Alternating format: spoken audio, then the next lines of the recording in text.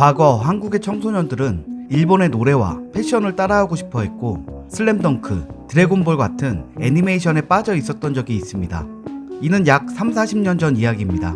강산이 3-4번 변할 동안 아직도 일본은 그 화려했던 추억에서 빠져나오지 못하고 있고 그 사이 한국은 세계 문화 속에서 한국의 위상을 알리며 끝도 없이 나아가고 있는 중입니다.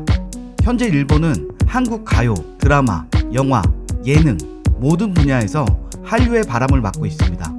한류의 시초 요사마 때는 드라마를 좋아하는 일본 중년 아줌마만의 문화였다고 한다면 현재의 한류는 인터넷, SNS를 통해 세계의 문화가 되었으며 이는 일본 젊은이들을 사로잡기에 충분했습니다.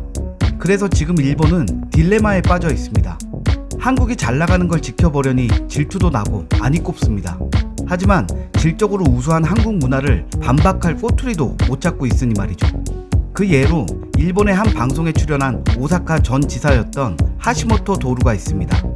그는 위안부 관련 망언으로 유명한 일본의 극우 정치인입니다. 그는 지금 전 세계 최고 아이돌 BTS 때문에 고민입니다. 아버지의 정치적 입장과 반대로 그의 자녀들이 K-팝에 빠져있기 때문이죠. 한국 문화를 좋아하는 건 괜찮지만 역사 공부는 분명히 하라.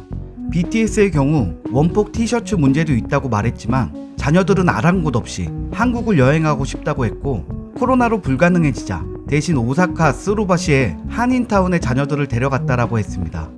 본인 자신도 한국 드라마 사랑의 불시착을 몇 화만 보려다 잠도 못 자고 16부까지 전부 보고 말았다고 고백하며 한류를 인정하게 된 것입니다. 한국 관련 뉴스가 나온다면 방송사를 불매하겠다고 말하는 네티즌의 말도 논할 가치도 없이 무시당했습니다. 한국 드라마나 영화가 시청률이 폭발적이니 방송사에서는 끊임없이 한국 방송을 내보낼 수밖에 없습니다. 이처럼 욕하고 싶은 도전자마다 참패를 당하니 참 안쓰럽습니다. 여기에 얼마 전 BTS 관련 망언으로 전세계 BTS 팬들에게 욕을 먹은 아라시라는 일본 그룹도 있습니다. 우리의 BTS를 건드리다니 아라시에 대해 좀 알아보겠습니다. 아라시의 멤버 마츠모토 준은 K-팝의 인기는 부럽지 않다고 말하며 아시아의 모든 아이돌들은 일본의 자니스라는 소속사의 제작 방식에서 뿌리를 찾을 수 있다. 그 토대가 마침내 국경을 넘기 시작했다는 것에 자부심을 느낀다라며 K-팝의 뿌리가 일본 아이돌 산업에 있다고 빗대어 말했습니다. 쿨한 척하며 말도 안 되는 뿌리까지 찾아내는 아라시의 열등감은 사실 좀 이해가 되기도 합니다. 2005년에서 2006년 인기가 꽤 많았던 그룹 아라시. 이들은 한국의 동방신기가 일본 시장에 진출하면서 비교 대상으로 등판하기 시작합니다. 키 크고 잘생긴 실력파 동방신기와 쇼다리의 안습 가창력 아라시 참패합니다. 이번엔 빅뱅입니다. 실력파 힙합 아이돌 빅뱅과 동요 부르는 아라시. 눈물 날 것 같네요. 이처럼 한국 가수가 나오기 전까지는 몰랐던 일본 가수들의 모습이 철저하게 비교되면서 한국 연예인들의 대단한 실력이 다시 한번 사람들을 놀라게 했습니다. 이렇듯 일본에 내놓으라 할 만한 아이돌 그룹이 없으니 아라시가 한국의 아이돌과 끊임없이 비교당하며 10년이 넘게 불려 나오고 있는 중입니다. 이 소식에 한국 네티즌들은 진짜 말하는 게 앞뒤가 안 맞는 게 그 잘난 60년 동안 왜 한 번도 전 세계에서 반응이 없었냐? 제 말대로라면 진작에 빌보드 1위하고 그래미도 갔어야지. 이게 족보 따질 일인가? 비틀즈로 잡는 게 더 그럴싸하지 않나? 이제 와서 저런 걸로 부심 내세워봐야 스스로 쪽팔리기밖에 더하겠냐? 아니 일본인들 진짜 뭐든 잘 되면 시초가 일본이라고 하는 거 중국이랑 똑같네 라고 말했습니다. 여기에 일본의 칼럼니스트 코마다 아이코의 발언도 주목됩니다.